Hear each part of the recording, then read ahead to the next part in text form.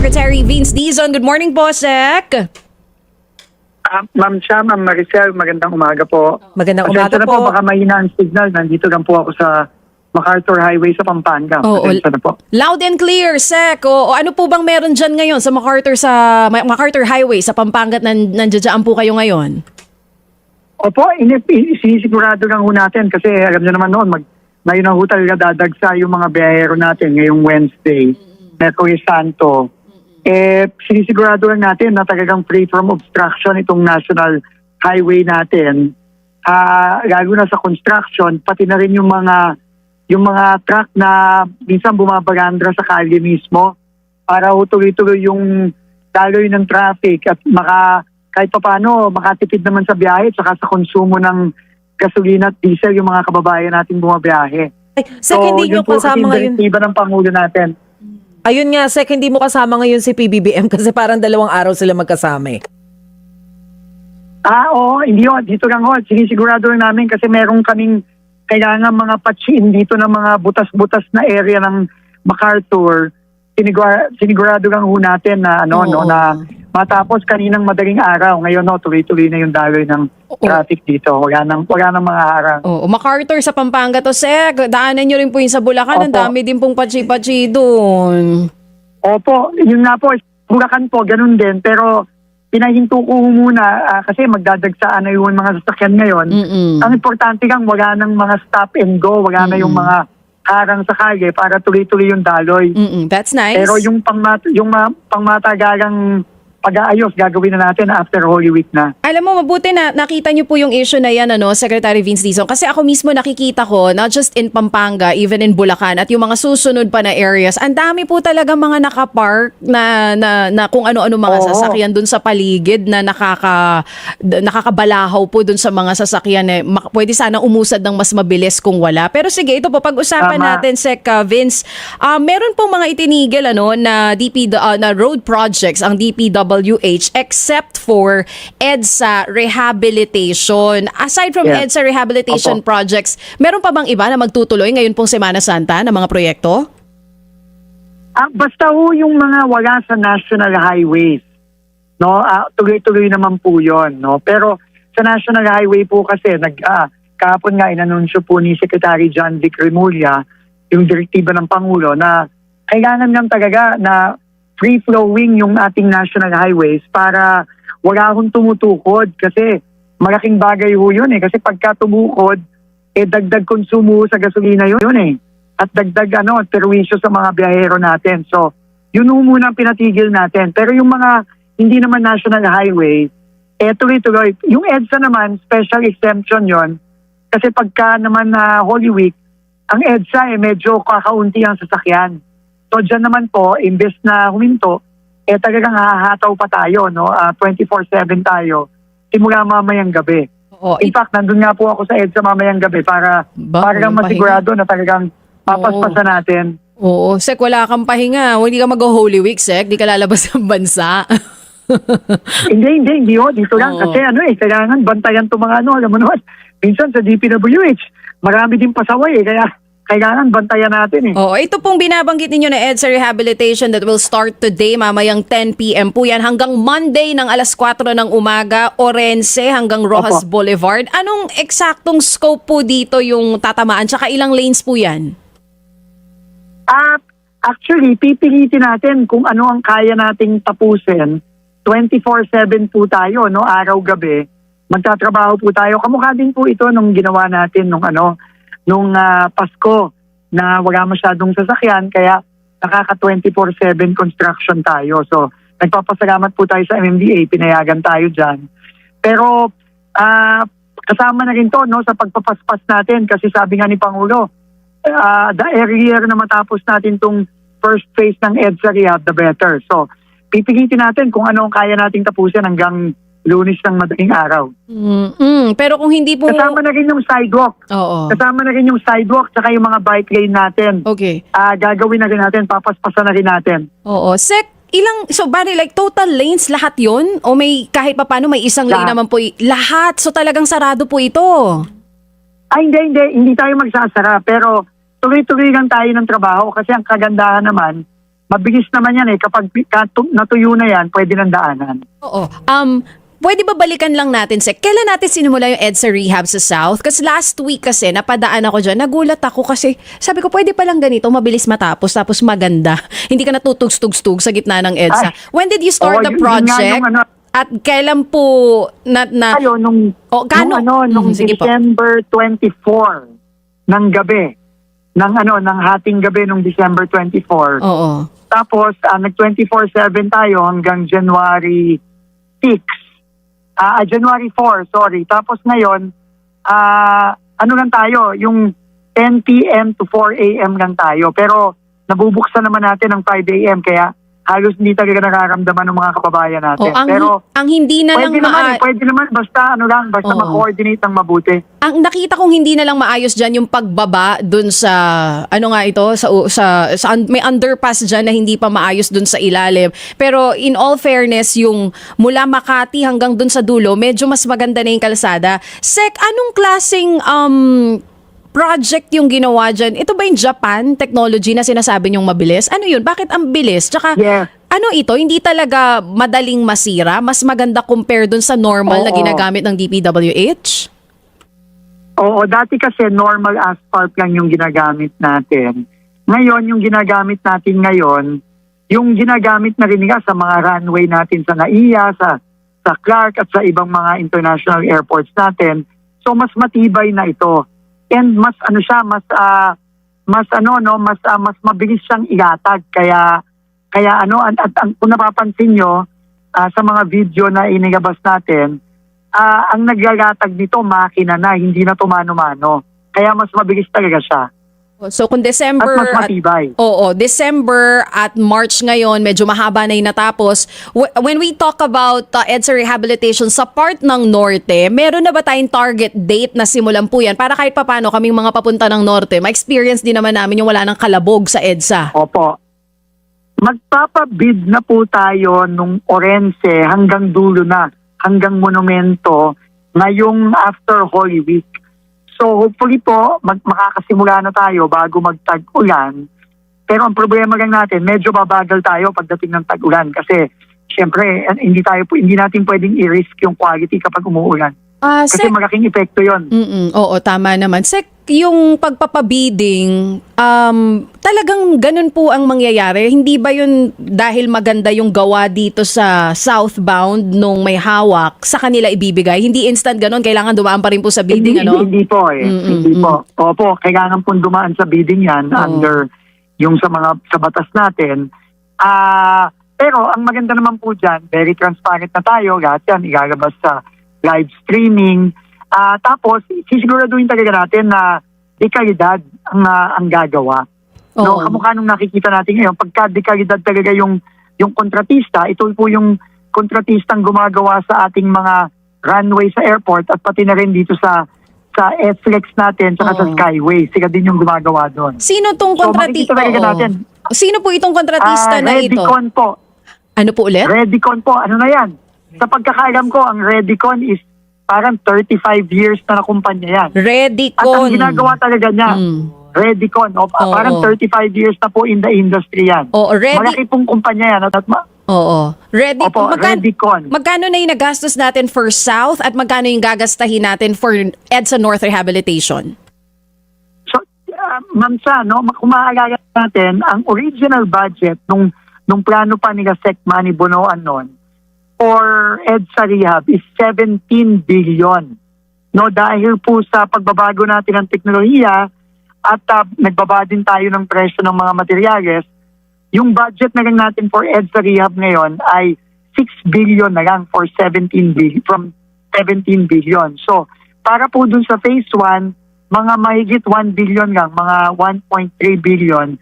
Tapos yung from Orense hanggang Monumento, yung remaining na ng EDSA, ano na lang, mga a little close to 5 billion na lang, less than 5 billion na lang ang magagamit, ang magagastos dyan. So yan ibibid na po natin ngayong after Holy Week. Sek, magandang umaga. Napansin ko lang po. Ay, sorry, nawala po ba?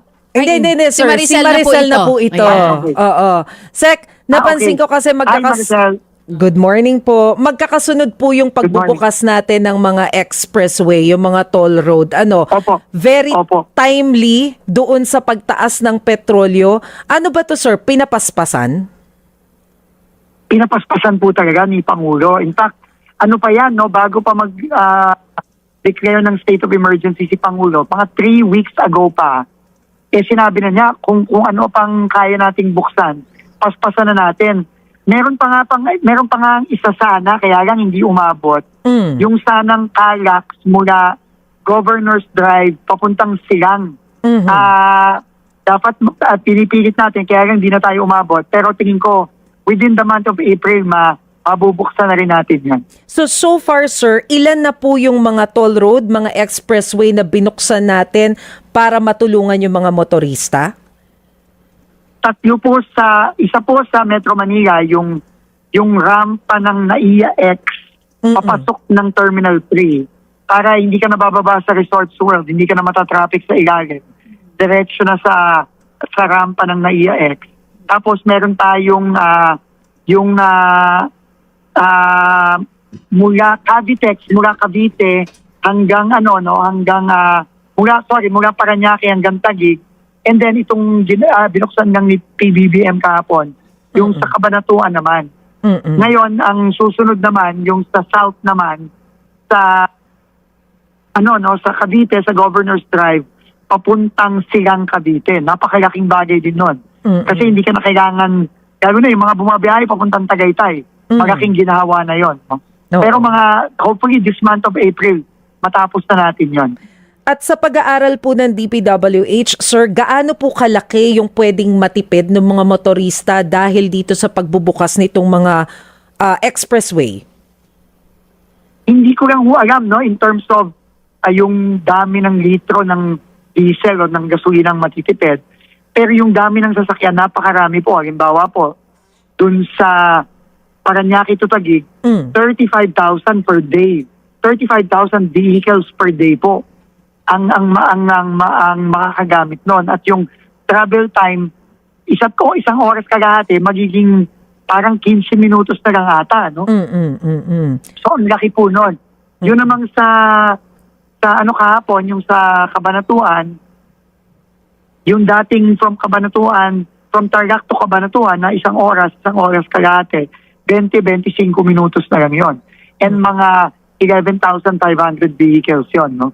So napakarami po talagang mga matitipid dyan, no? At hindi lang tipid, no? Tipid sa oras, tipid sa konsumo, tipid sa gastos. Pero in fairness, sir, yung Cavitex tinry ko rin nung Monday Hindi nga 15 minutes 6 minutes ko lang nakuha. Although wala pa kasi akong kasabay na sasakyan.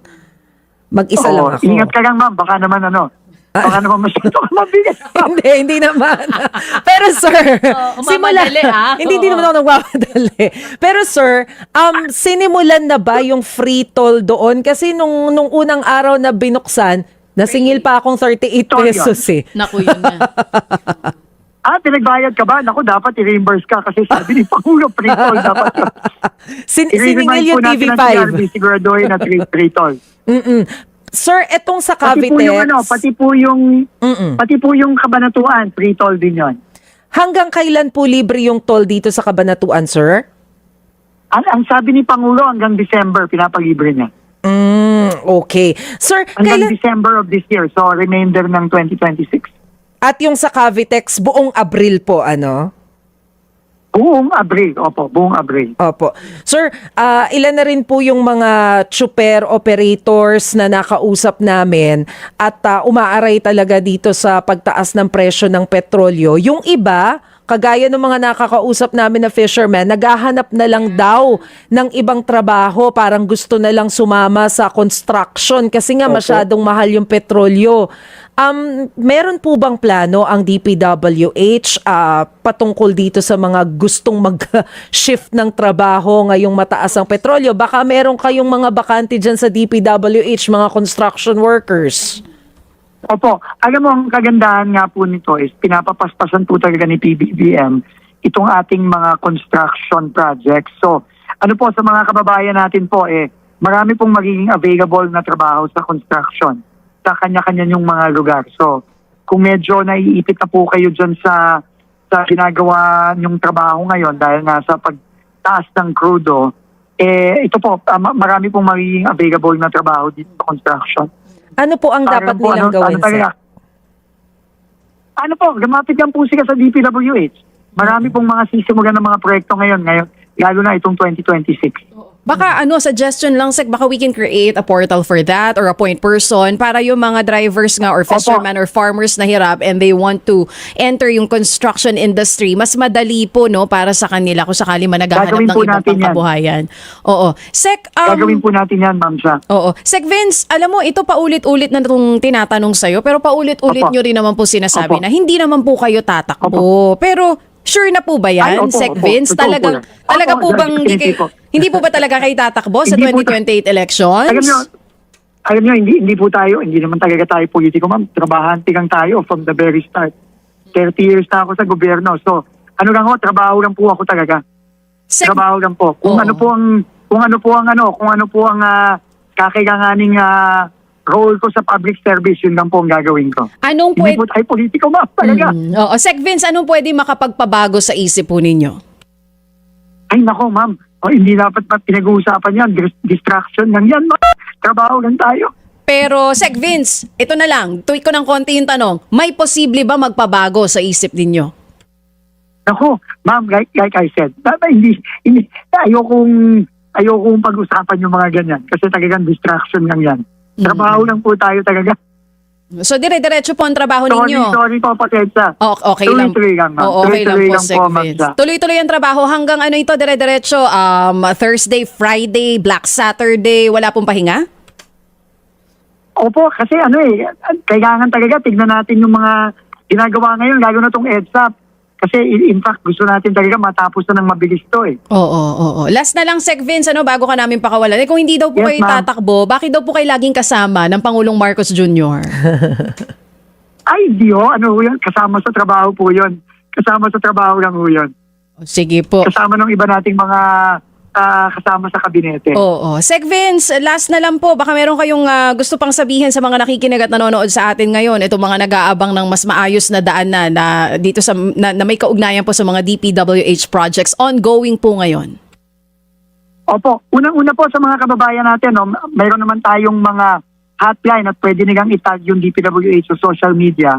Kung meron lang pong mga mapansin kayong mga obstruction pa sa mga national road natin, pakireport lang po para ma-action natin agad. At ingat lang po tayo sa biyahe at kung kaya po nating mag-carpooling o magsama-sama para menos po sa konsumo, menos sa gastos po ngayong Holy Week. Ingat lang po sa biyahe. Sec And Vince!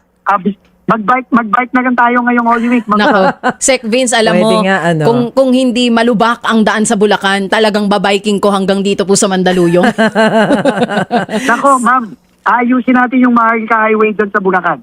Yes, Ayusin please. natin yan. Paulit-ulit na sisira. For sure, yung mga taga Bulacan, alam na alam po nila yan. Gagawin ngayon, sa susunod na Opo. linggo, bubutasin na naman. Parang substandard yung gamit lagi dyan? Aray! Oo. Opo, bukas po, pupunta po ako sa sa yung boundary ng Apalit sa Kapuligan. Merong notorious dun na area na talagang butas-butas yung kalye. So, checking ko po yung trabaho doon. Sec Vince, meron pa akong isang ihihirit ha. Kahapon po kasi last day Opo. ng ICI. Ano po Ay, opo. ba ang tingin ninyo doon sa naging resulta nung ginawa nilang investigasyon? Na-achieve ba nila yung tina-target natin? Ma'am, hindi ko pa po nababasa yung full report. Makukuha ko po yan siguro after Holy Week. Pero tingin ko naman po, unang-una, kahit naman po na natapos na yung trabaho ng ICI, wala naman po tayong tigil kasama po ng ating ombudsman. In fact po, hindi ko lang po talaga masasabi sa inyo yung, kasi po ang usapan namin ni Ombudsman Boying, siya po ang mag-aanunsyo. Pero after Holy Week po, nasubmit na po kasi namin yung mga dagdag na impormasyon na kailangan ng ombudsman para sa mga dagdag ng kaso. Pero hintayin na lang po natin yung ombudsman na mag-announce at mag-file after Holy Week. Kasi yun naman po ang sinabi niya sa akin nung kami po yung nag-usap. Ito pong pagkatapos ng Holy Week, yung pong nasubmit nating dagdag na information on areas like Cebu, like Pampanga, dagdag pa sa Bulacan, at sa Region 8, ano po, no, ilalabas na po nila. Pero hintayin na lang po natin si Ombudsman Boying na mag-announce. Opo. Tuloy-tuloy naman po yun. No? Sir, syempre tututukan po natin yung announcement ni Of course, Sec Boying. wala pong tigil yan. Opo. Hindi Pero, po ibig sabihin na natapos na po yung ICI, tapos na to, hindi pa po. Matagal pa po ito, far from over po ito. baka pwede nyo po kaming bigyan ng idea kung gaano po kadami yung aasahan natin na masasampahan ng kaso. Inirekomenda po ng inyong ahensya kasi ang ICI yata nasa 60 plus eh. Baka may naidagdag kayo. Actually, ang count po namin sa DPWH, yung mga pinadagan na namin sa Ombudsman, Ay, no, nawala. 100 plus na pong mga tao ang rekomenda natin. At hindi ko, pasensya na po, hindi ko lang po pwedeng pangunahan si Ombudsman Boying dahil alam niyo naman, yan naman po talaga ang kanyang, ang kanyang mandato.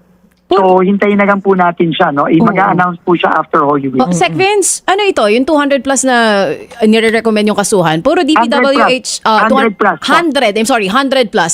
Puro DPWH officials? May mga mambabatas, Ay, no, politicians? Hindi Paano po? Meron pong mga mambabatas dyan. So kasama Hindi yung ko mga Hindi ko lang po senador. pwedeng sabihin. Opo. Opo, kasama na po yan yung mga na-refer natin dati. Pero meron pa pong mga dagdag. Sir, huling hirit na lang. Baka may balita ka kung nasa na si Saldi ko. Tagal nang nawawala eh. Oo nga, no? Well, again po, alam ko po, no, sa huli namin pag-uusap ni Ombudsman Boying, I think napupuntirya na po nila at nakikipag-usap na po sila sa mga foreign partners natin, kasama na ang mga foreign law enforcement agencies at mga bansang napupuntirya nila kung saan nagtatago itong si Saldi ko. Pero tingin ko lumiliit na po yung kanyang yung kanyang mundo, ikaw nga. Oo, Sec Vince, bilang ikaw pa rin ang head ng DPWH ngayon, kumusta? Natigil na po ba yung kalakaran ng porsyentuhan dyan? Kung hindi pa po nila ititigil yan, no, kung meron pang mga pasaway diyan, pasensyahan tayo, masasama sila ng mabilis dito sa mga kakasuhan natin. So you're So very... yun naman po talaga ang You're very... very tayo na Oo. very strict po tayo sa ating Oo. sa ating directive na wala na, tama na yung kalakaran na yan. Oh, you're very confident na under your watch wala nang ganito na mga porsyentuhan. Yan po talagang talagang yan ang talagang tinatakot po natin lahat ng mga taga-DPWH na itigil na nila yan, no? Ayusin na nila yung trabaho at nakikita naman natin kapag po yung pera hindi ninanakaw at maayos, nakikita nyo naman sa quality ng trabaho No, talagang hindi natitipid, hindi na short-change yung mga kababayan natin. Sige po, Sec Vince, wala ka ng boses, pahipahinga din pag may time. Sorry po. Salamat sa po, oras. Ma'am Sa. Oo, salamat po sa Ma'am oras. Maricel, salamat po. God bless Salamat po. po. Bye tayo, Ma'am Sa. Sige, bye Ngayong tayo Holy Week. soon. Basta wag mo ko iwan sa ahon. Secretary Okay. Vince Dizon po. Ay, hindi po. Secretary Vince Dizon ng DPWH. Mabilis kasi ito eh. Nakasabay ko ito last year sa Tour of Luzon. Talaga? Oo. Huling-huli kasi ako doon, nasa likod ko na nga yung ambulance ng TV5, guys. Kung di ka pa naman sobrang bagay. Si Sec Vince, ha? Mabilis, Talaga ha? mabilis siya? Oo, mabilis, kasi ha? nasa itsura naman ni Sec Vince fit. Fit nga. Diba? Oo, mas Banat mabilis na banat. Kung ganun ka talaga ka nipis, ang bilis mo Ang talaga bilis sa mo ahon. talaga. Pero Oo. we're hoping na talagang anytime soon, Maricel, marinig na natin yung sinasabi ni Sec Vince na yung mga inirekomenda nilang kasuhan, 100 plus din daw yun, hindi lang officials, may Oo. mga mambabatas. Yun nga, hihintayin natin yan. Kasi sabi ni Sec Vince may mga senador din, umuo siya. So alam naman natin yung mga pangalan na nabanggit. Oh, tingnan